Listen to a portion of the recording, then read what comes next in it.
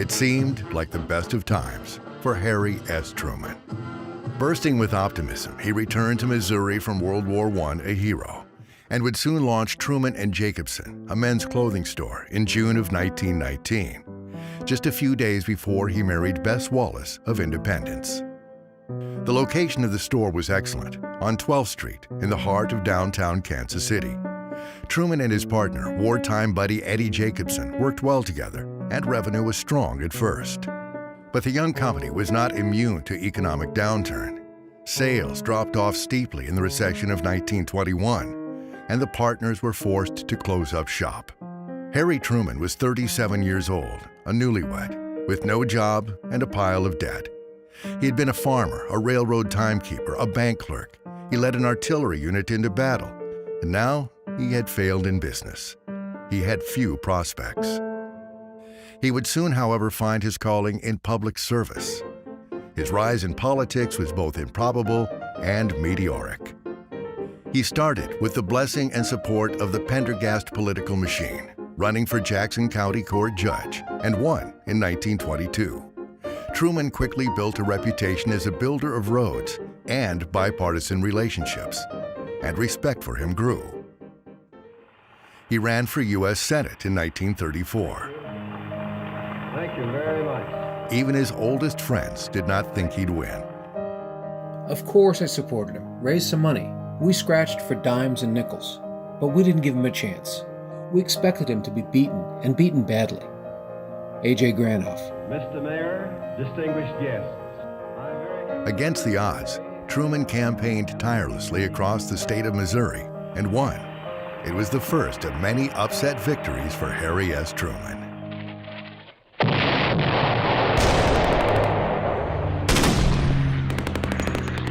With World War II raging on two fronts, Truman's surprising rise continued when the Democratic Party nominated him to run as Franklin D. Roosevelt's running mate in 1944. True to form, Senator Truman campaigned vigorously and helped the ailing FDR win an unprecedented fourth election as president. Within weeks of Truman swearing in as vice president, disaster would strike. The sudden death of Franklin Delano Roosevelt on April 12, 1945, thrust Truman into the Oval Office. His first months there would prove to be the most critical and relentlessly paced of any presidency before or since. Both Germany and Japan can be certain that America will continue the fight for freedom until no vestige of resistance remains.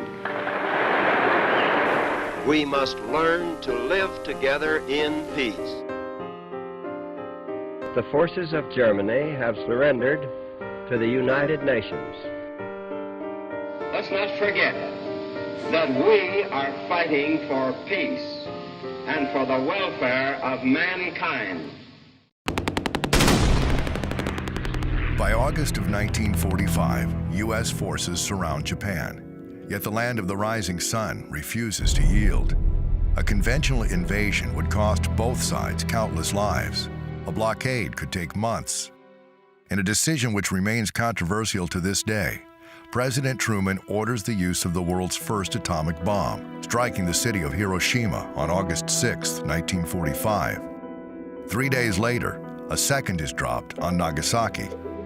Never will he voice second thoughts, nor lose any sleep over his choice to use every resource at his command, despite thousands of civilian casualties. In less than a week after the Nagasaki raid, Japan surrenders.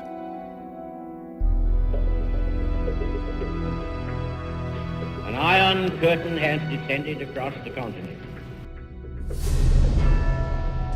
The Soviet Union and its agents have destroyed the independence and democratic character of a whole series of nations in Eastern and Central Europe. In 1947, to promote good relations with our war-torn European allies, Truman champions the Marshall Plan and its unprecedented amount of economic aid, facilitating Western Europe's recovery and that region's continued resistance to the spread of communism. By initiating the North Atlantic Treaty Organization, he also assures America's allies that the U.S. will stand with them if they are attacked. NATO establishes a firm line of defense in Europe that has never been crossed. In May of 1948, Israel proclaims its hard-won independence. Truman's longtime friend Eddie Jacobson convinces the president to override the advice of many in his administration, and the United States becomes the first nation to recognize the new Jewish state. Throughout the post-war United States, civil rights are beginning to advance, one modest step at a time. Unfortunately, the American military remained segregated, and this deeply troubled the president. So a year after Jackie Robinson breaks the color line in Major League Baseball, Harry Truman, through a simple executive order, declares that all people of all colors and creeds can serve their country with honor, dignity, and equality. Senator Barkley and I'll win this election and make these Republicans like it. Don't you forget that. I am therefore calling this Congress back into session on the 26th of July. Re-elected is Harry Truman, who fought his way against every political sage in the world and won to victory.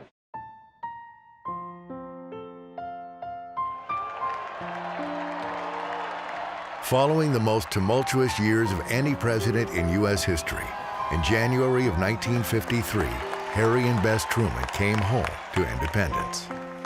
I'm in the army of the unemployed now. It's a very small army, and I'm here to tell you that a little later on, when I get the job done that Mrs. Truman has for me, which she says I'm going to have to do, that's to unpack all our goods and chattels. And it took about 7 or 8 men 3 months to get it done, so I don't know how long it's going to take one man to get it undone. After that, I'll be open for dinner engagements and things of that kind, because I may be hungry for that time. We do thank you immensely for this wonderful welcome. I don't see how anybody in the world could have a better one.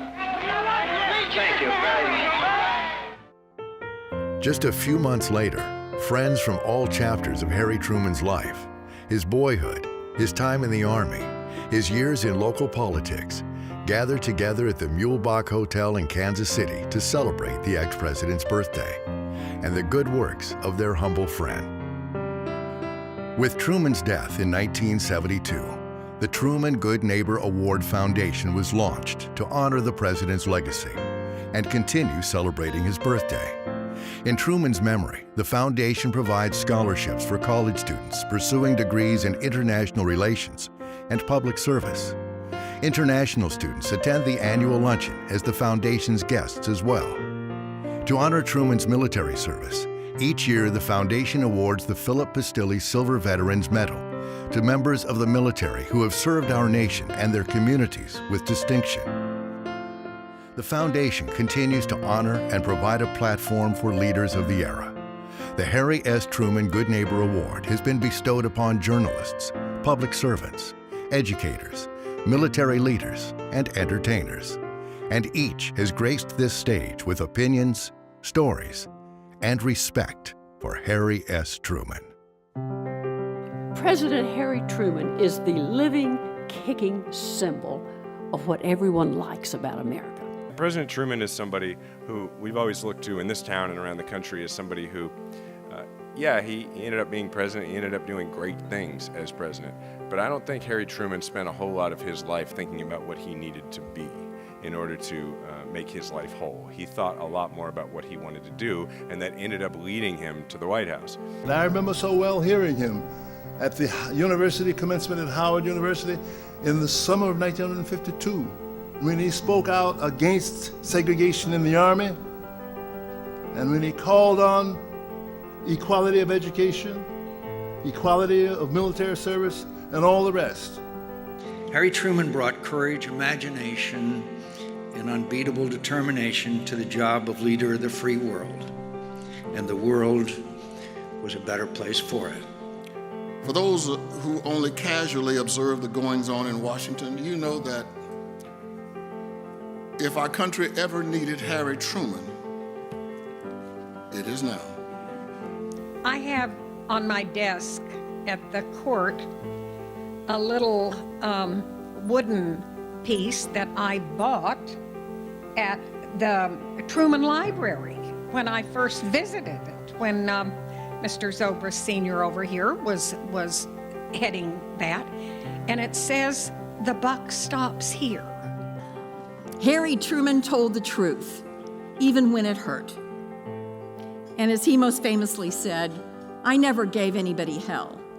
I just told the truth, and they thought it was hell.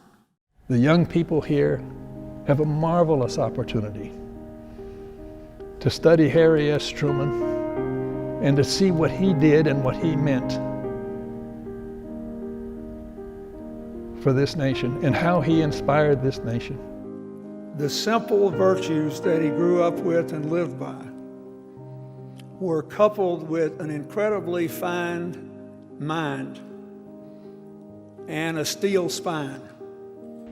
It isn't just that Harry Truman was a devoted and proud citizen of Independence, Missouri, or Kansas City, Missouri, or Jackson County, or Missouri, or the United States, but that Harry Truman became a citizen of the world.